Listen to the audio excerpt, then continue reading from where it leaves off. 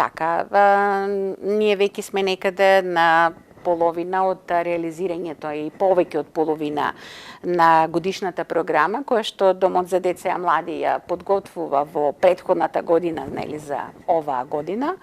Реализиравме веќе некаде околу 70% од таа програма. Сега со оваа активност ја започнавме, да речеме, и сенскиот дел кој што ни предстои.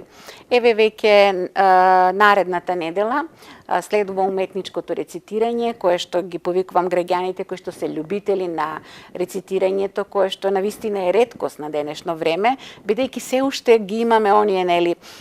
уметничко рецитирање со оние процедури, нели, да нема драматизација, временски тајминг, ограничување, комисија го следи тоа, награден карактер е и ќе се одвива во амфитеатарот во паркот, кој што навистина има една убава атмосфера. Општина Струмица има со што да се пофали, изобилува и со природни убавини, и со такви капацитети, каде што ние може да ги реализираме нашите креативности, нашите идеи.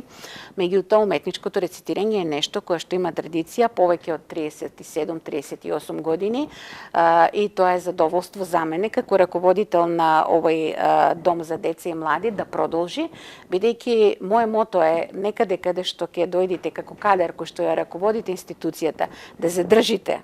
се што сте имале, да го надградите и да донесете нешто ново.